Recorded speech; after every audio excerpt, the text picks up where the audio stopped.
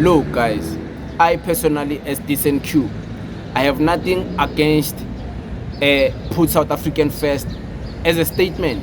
I have nothing against that as a statement. I have nothing against no DNA, just RSA. I have nothing against that as a statement. But the way it's promoted, the way it's pushed, the way majority of people go about it, I don't believe people are doing it in a genuine way to represent South Africa. People are doing it to spite other African countries. People are doing it to insult other African countries. People are doing it because they want to boast about South Africa in detriment of the dignity of other African countries. I don't like how people go about it. But as a statement, there's nothing wrong using it as a statement. But it seems like the way now it's promoted, even politicians, the way they use it, they just want to spite other African nations. They just want to make fun of other African nations maybe not winning while South Africa is winning. Then they want to make a joke about it. You know, sometimes South Africans, even politicians, they want to claim other African countries, people who are performing in other African countries as their own, as if these people are also from here. But it's done to spite, it's done to make fun, and it's done as a joke, you know, as a joke directed to other African countries. And some can say that's xenophobia, some can say that's Afrophobia. Some can defend it and say, no, it's not xenophobia, we're just proud of South Africa. It's fine, nothing wrong. But another issue is that this is promoted a lot, you know, when during Springboks, a rugby team.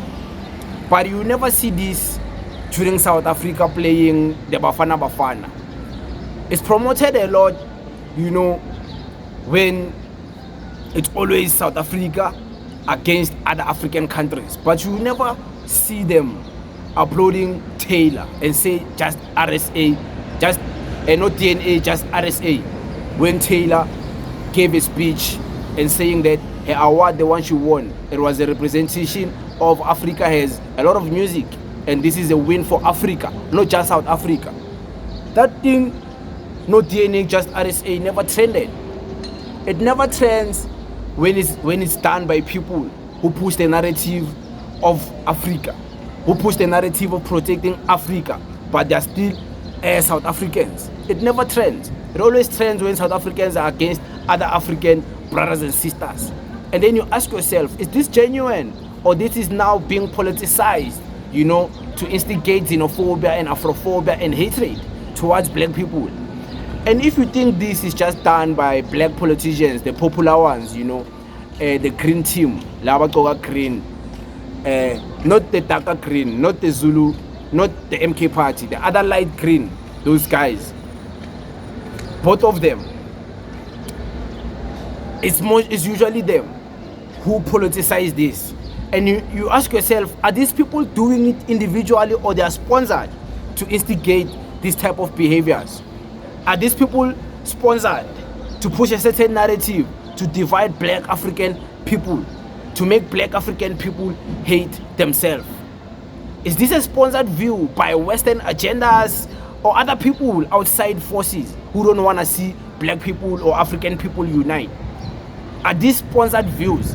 Because the point we are moving at with all of this xenophobia from politicians, it doesn't seem like it's them individually doing this. It seems like they are sponsored, they are handlers to push these narratives. You know, these people are sponsored to divide black people.